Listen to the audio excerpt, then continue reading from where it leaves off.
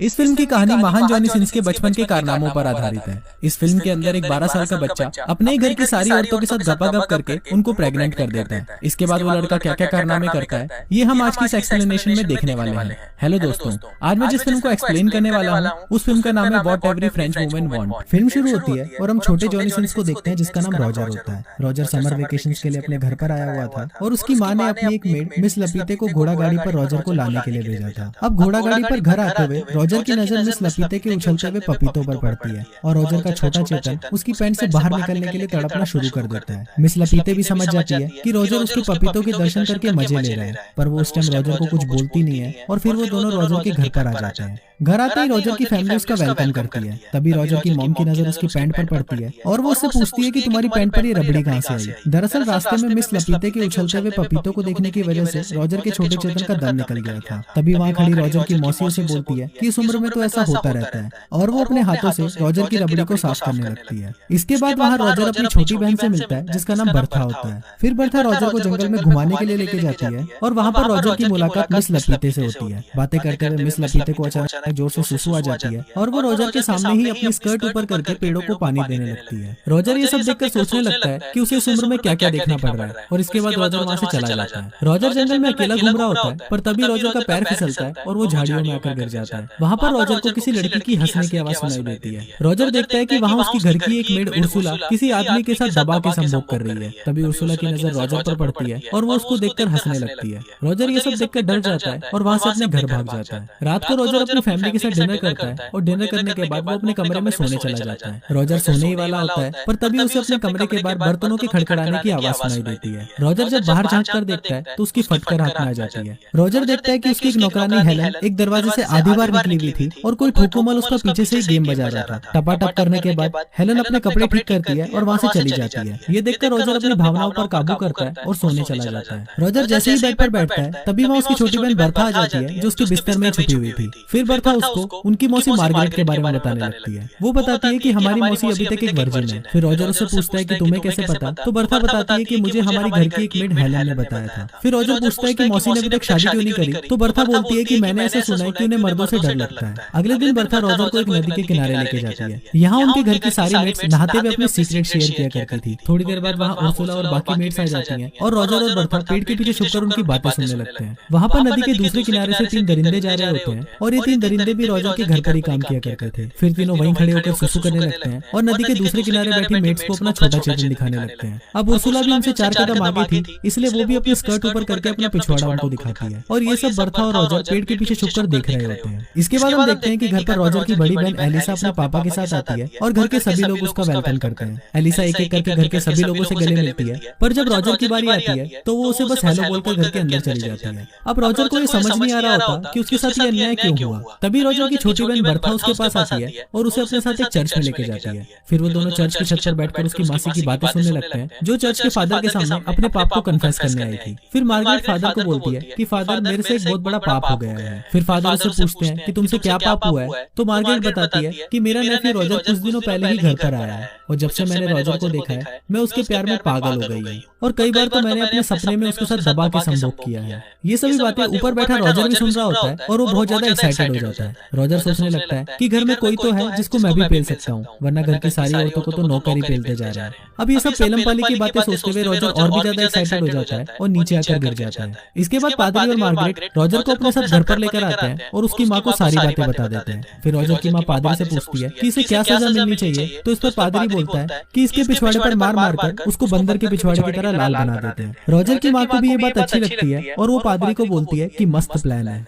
फिर रॉजर की माँ उसकी मासी मार्गरेट को बोलती है कि ये शुभ काम तुम करोगी। मार्गरेट पहले तो ऐसा करने के लिए मना कर देती है पर रॉजर की माँ के फोर्स करने पर वो ऐसा करने के लिए तैयार हो जाती है और रॉजर के पिछवाड़े पर 10 बार जोर से फटके देती है जिससे उसका पिछवाड़ा बंदर के पिछवाड़े की तरह लाल हो जाता है। रात को रॉजर बेड पर उल्टा होकर सो रहा होता है क्योंकि उसके दोनों तबले सूजे हुए थे। तभी उसे वापस अपने कमरे के बाहर बर्तनों के खड़खड़ाने की आवाज सुनाई देती है। रॉजर देखता है कि इस बार भी कोई ठोकुमल हेलन के पीछे से इसकी ठुकाई कर रहा है और इस बार भी हम लोगों को पता नहीं चलता कि ये ठोकुमल है कौन जो अपना काम करके वहाँ से गायब गायब हो जाता है। वहाँ पर मिस्टर फ्रैंक भी खड़े होते हैं जो हेलन की ठुकाई एंजॉय कर रहे थे। थोड़ी देर बाद रॉजर के पास उर्सुला आती है और उसको बोलती है कि आज की पिटाई से तुम्हें बहुत दर्द हो रहा होगा, लाओ मैं तुम्हारे पिछवाड़े पर बाम लगा देती हूँ। पर रॉजर उसको बोलता है कि नहीं, पर तुम मुझे एक बात बताओ कि मैं रोज देखता हूँ कि हेलन का कोई पीछे से गेम बजा रहा होता है और अपना काम हो जाने के बाद वो वहाँ से चला जाता है। आखिर ये महान पुरुष है कौन? उर्सुला बोलती है कि ये हम मेट्स का टॉप सीक्रेट है और ये बोलकर वो वहाँ से चली जाती है। रॉजर सोच रहा होता है कि यहाँ हर कोई किसी की ठुकाई कर रहा है, पर साला मेरा दिन कब आएगा। फिर रॉजर को याद आता है कि हेलन की ठुकाई तो मिस्टर फ्रैंक भी देख रहे थे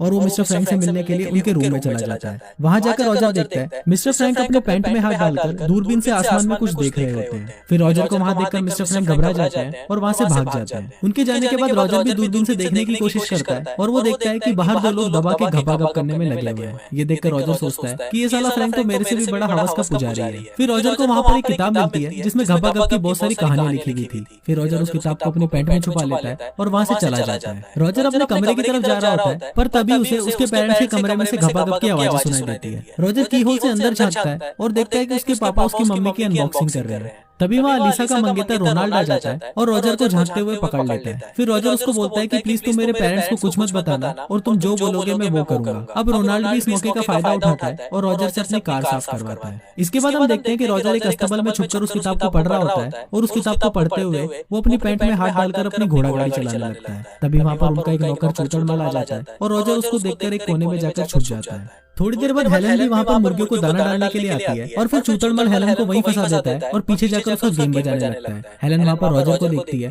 और उसे हेल्प करने के लिए बोलती है। जैसे ही रॉजर हेलन की मदद करने के लिए आता है, हेलन रॉजर को मना कर देती है और बोलती है कि अभी थोड़ी देर रुक जाओ। दरअसल हेलन को भी अपना गेम बजवाने में मजा आ रहा था। फिर रॉजर बाहर देखने के लिए जाता है कि आखिर क्या हो रहा है, पर तब तक चूचड़मल हेलन का गेम बजा चुका था। इसके बाद रॉजर अपने घर के अंदर आता है। वहाँ पर उसकी बड़ी बहन एलिसा और उसका मंगेतर रोनाल्ड बैठे होते हैं। फिर रोनाल्ड रॉजर को देखकर बोलता है कि मेरे जूते बहुत गंदे हो गए और तुम इसे अच्छे से साफ कर दो, पर रॉजर उसे ऐसा करने से मना कर देता है। अब इससे रोनाल्ड गुस्सा हो जाता है और रॉजर की मॉम को उस रात की सारी बातें बता देता है। रॉजर की मॉम ये बात सुनकर बहुत गुस्सा हो जाती है और वो बोलती है कि मेरी दोनों बेटियां बहुत ही अच्छी हैं और मैंने उन्हें अच्छे संस्कार दिए हैं, पर ये सारा ठरकी पता नहीं कहाँ से पैदा हो गया। फिर रॉजर की मॉम रॉजर को घर से बाहर जाने के लिए बोलती है और बाहर जाने से पहले रॉजर मियां खलीफा की अनसुनी कहानियों की किताब अपनी बहन की किताब से एक्सचेंज कर देता है। फिर रॉजर बाहर छुपकर अपनी बहन को वो घपाघप की किताब पढ़ते हुए देखता है। रॉजर देखता है कि मेलिसा को भी उस किताब को पढ़कर चरम सुख की प्राप्ति मिल गई होती है। अब रॉजर के मन में घपाघप करने की इतनी तेज चुल मचती है कि अगर रॉजर को अभी घपाघप नहीं मिला तो उसका छोटा चेतन उसकी पैंट में ही फांसी लगा लेगा। फिर रॉजर अपनी चुल शांत करने के लिए सीधा उर्सुला के पास जाता है जो किचन में काम कर रही होती है।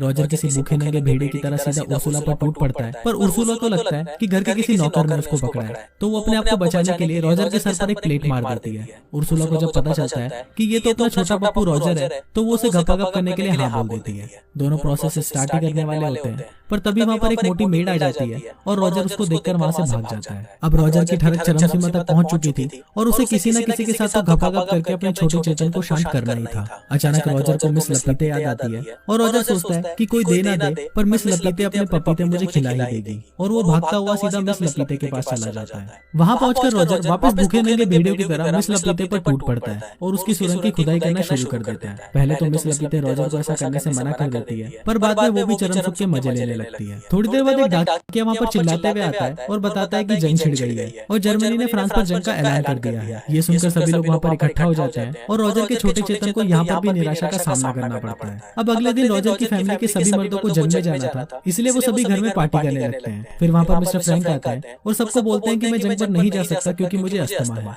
रॉजर को जब ये पता चलता है कि घर के सारे मर्द जंग पर जाने वाले हैं और सारी औरतें घर पर अकेली रहेंगी, तो वो ये सोचकर खुशी के मारे नाचने लगता है। अब फ्रांस में एक रिवाज होता है कि जब भी घर के मर्द जंग पर जाते हैं तो एक रात पहले सभी मर्द अपनी वाइफ के साथ जंगल में जाकर घपाघप करते हैं। अब आज रात को भी सभी मर्द अपने वाइफ के साथ जंगल में जाकर घपाघप करने लगते हैं और वहाँ रॉजर इन सबको देखकर सोच रहा होता है कि बेटा जितना बजाना है बजा लो, पर कल से इन सभी का बैंड तो मैं ही बजाऊंगा। अगले दिन घर के सारे मर्द जंग पर चले जाते हैं और उनके जाते ही रॉजर सबसे पहले उर्सुला के पास जाता है और उसके साथ दबा के संभोग करता है। अगले दिन बर्था रॉजर को बोलती है कि हमारी माँ पादरी के सामने कुछ कन्फेस करने वाली है, तो हम जाकर देखते हैं कि उन्होंने क्या पाप किया है। दूसरी तरफ उसकी माँ पादरी को बता रही होती है कि मेरा हस्बैंड मेरे साथ अलग अलग पोजीशन में संभोग करता है।